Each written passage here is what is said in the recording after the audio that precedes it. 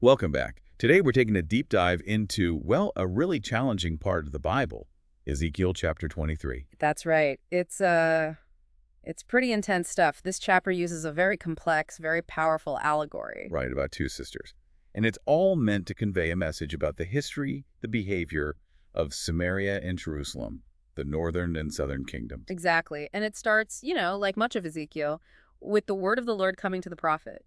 He's told about these two women, daughters of the same mother. And right from the get-go, we're told they became prostitutes in Egypt way back in their youth. Yeah, the text doesn't pull any punches. It uses really vivid, almost shocking language to describe these early acts. Things like breasts were fondled, virgin bosoms caressed, men slept with her, poured out their lust upon her.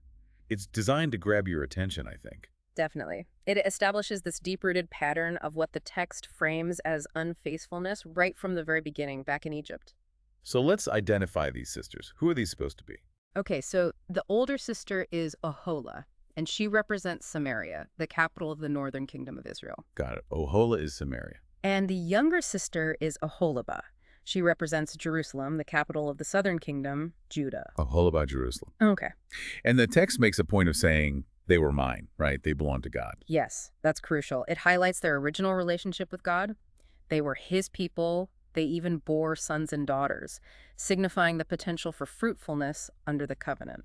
But then there's this immediate contrast with their history of prostitution, as the text calls it, starting way back. Right.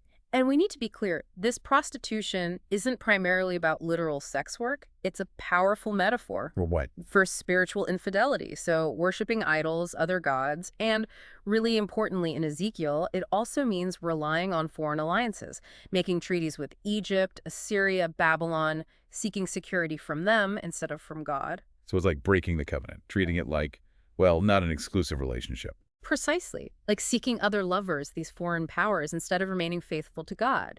And this chapter traces that pattern all the way back to their youth in Egypt. Okay, let's follow the story. First, Ohola, Samaria. What happens with her? Well, the text says she continued this prostitution even while she technically still belonged to God. She didn't stop. And did she have a particular focus for this infidelity? Yes, according to the allegory, she really lusted after the Assyrians. They were the big power at the time. Assyria. And the description of them is quite specific, isn't it? It really is. It talks about her Assyrian lovers as warriors clothed in blue, governors and commanders, all of them handsome young men and mounted horsemen. Handsome young men, that detail stands out. It really emphasizes maybe the perceived glamour or attraction of Assyrian power. I think so. It shows why Samaria might have been tempted to align with them. It wasn't just politics. The text says she defiled herself with all the idols of everyone she lusted after. So aligning with Assyria meant adopting their gods too. Yes, mixing their worship. And it specifically notes she didn't give up the practices she started back in Egypt. It was an ongoing pattern. And what was the result? What was the consequence for Ohola, for Samaria? Well, the text says God's judgment was to hand her over to those very Assyrians she desired. The power she sought became her destruction. Which leads to that really brutal part of the allegory. Extremely brutal. The Assyrians stripped her naked, took away her sons and daughters, and killed her with the sword. Which historically reflects what happened to the northern kingdom, Right. conquered by Assyria around 732 BCE. Exactly. Total devastation, exile. The text says she became a byword among women, a kind of cautionary tale. Punishment was inflicted. Her end was meant to be a stark warning. You'd think Oholibah, Jerusalem, seeing your sister's horrific fate, would, learn something. That's the logical expectation, isn't it? But the text explicitly says her sister Oholibah saw this. And yet, in her lust and prostitution, she was more depraved than her sister. It wasn't just repeating the mistake, it was somehow worse. An escalation. Wow. So she didn't learn. Did she initially follow the same path, though, with the Assyrians? Yes, initially she did. The text says she also lusted after the Assyrians, described in similar terms, those handsome commanders and horsemen. The temptation was the same at first. But then it says she carried it further. How? She shifted her focus. As Assyria's power waned and Babylon's rose, she started lusting after the Chaldeans, the Babylonians. Okay, so turning to the next rising power. Right. And there's this incredible detail about how she first saw them. It wasn't even the actual people initially. What was it? It says she saw men portrayed on a wall, figures of Chaldeans portrayed in red, with belts around their waists and flowing turbans on their heads. All of them look like Babylonian chariot officers. So just pictures, like propaganda art maybe, depicting their military might. Seems like it. Just seeing these images of Babylonian power was enough. As soon as she saw them, she lusted after them and sent messengers to them in Chaldea. Representing Judah's diplomatic moves towards Babylon, trying to make alliances. Exactly. And just like with Ohula's lovers, the text says the Babylonians came to her, to the bed of love, and defiled her. The metaphor continues. But then her reaction is different. Yes, this is interesting. After this involvement, after being defiled by them, the text says she turned away from them in disgust. Disgust. And What do you make of that? Maybe the alliance turned sour? Or she realized what she'd gotten into? could be any of those. Maybe the reality of Babylonian domination was harsher than the pictures suggested. Perhaps a moment of revulsion at her own actions, But it didn't lead her back to God. no. Instead, the text says she became more and more promiscuous as she recalled the days of her youth when she was a prostitute in Egypt. So she reverts back to the oldest pattern. Right back to the beginning. And the language here gets even more graphic, describing her longing for Egyptian lovers whose genitals were like those of donkeys and whose emission was like that of horses. I mean, that's incredibly shocking language. It feels intentionally degrading. Absolutely. It's meant to convey utter debasement, an almost animalistic level of spiritual perversion.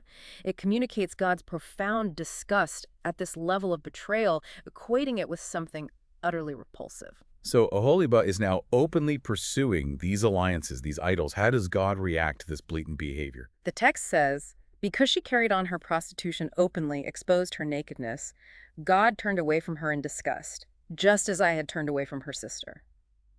That divine turning away is a key step towards judgment. And the justification is laid out clearly. She longed for the past, forgot God, pushed him aside, so she has to face the consequences. Yes, God declares, I will stir up your lovers against you, those you turned away from in disgust. Meaning the Babylonians primarily. The ones she courted, then rejected. Primarily them, yes, but the list is broader. It includes the Babylonians and all the Chaldeans, the men of Pekod and Shoa and Koa, and even all the Assyrians with them. It's like all her past entanglements are coming back to haunt her, marshaled against her. And again, they're described with that same alluring language. Handsome young men, governors, commanders, horsemen. The very thing she desired. The irony is thick, isn't it? The power she found attractive is now the instrument of punishment. And the force is overwhelming. Weapons, chariots and wagons, a throng of people, shields, helmets. It sounds like total war. It is. And God's role is explicit. I will turn you over to them for punishment, and they will punish you according to their standards. This isn't just history happening. In the text's view, it's divinely directed judgment. And the description of that punishment, it's even more severe, it seems. It's horrific. They will cut off her noses and her ears. Survivors fall by the sword, children taken, houses burned, stripped naked, losing clothes and jewelry. It's utter humiliation and devastation. Symbolizing the complete destruction of Jerusalem and Judah. Exactly. And the text hammers home the reason. Your lewdness and promiscuity have brought this upon you because you lusted after the nations and defiled yourself with their idols. Direct cause and effect. And her fate is directly tied back to her sister Samaria. Yes, you have gone the way of your sister, so I will put her cup into your hand. The cup metaphor, meaning judgment, wrath. Yes, God's wrath or appointed suffering. And her cup is described as large and deep, bringing scorn and derision, filled with drunkenness and sorrow, the cup of ruin and desolation, the cup of your sister Samaria. And she has to drink all of it. Drink it, drain it dry, then in despair, dash it to pieces and tear your breasts. It's an image of complete agonizing consumption of the judgment, perhaps even more bitter because she saw what happened to Samaria and didn't change course. Beyond the foreign alliances and idolatry, does the text mention other specific offenses? It does. It explicitly says they committed adultery with idols and had blood on their hands. What? Yes, because they sacrificed their children, whom they bore to me, as food for them. This refers to the horrific reality of child sacrifice, directly linked to their idolatry. That's just devastating. Yeah. And they did this alongside worshiping God. Unbelievably, yes. The text says, on the same day they sacrificed their children, they went into God's sanctuary and desecrated it. They also desecrated the Sabbaths. That is what they did in my house, God says. The hypocrisy is staggering, mixing the holy and the profane in the most extreme way. It shows the depth of the corruption. And the allegory continues, describing how they'd entice foreign men, beautify themselves bathing, makeup, jewelry. Setting the scene for these spiritual encounters. Right, sitting on elegant couches, and then this detail, using God's own incense and oil, things meant for his worship as part of these illicit relationships. Taking sacred things and using them in the act of betrayal. A complete perversion. And the scene includes a carefree crowd, Sabeans, men from the rabble, all joining in, even putting bracelets and crowns on the sisters. It paints a picture of widespread corrupt indulgence. So how does it all culminate? How is the final sentence passed? God declares symbolically, "Now let them use her as a prostitute, for that is all she is." Essentially, her actions have defined her degraded status. And the judgment itself. It's framed as being carried out by righteous men who sentence them according to the laws for adultery and bloodshed. This gives the subsequent violence a veneer of, well, justice within the allegory's logic. Even though it's mob violence. Yes. God brings a mob against them for terror and plunder, and this mob stones them, cuts them down, kills their children, burns their houses. It's the final violent enactment of the judgment, mirroring the Babylonian destruction. After all that incredibly difficult imagery, what's the stated purpose? Why this level of destruction in the allegory? The text is clear. "So I will put an end to lewdness in the land." It's about purification, removing the deep-seated spiritual corruption. And serving as a warning. Absolutely. That all women may take warning and not imitate you.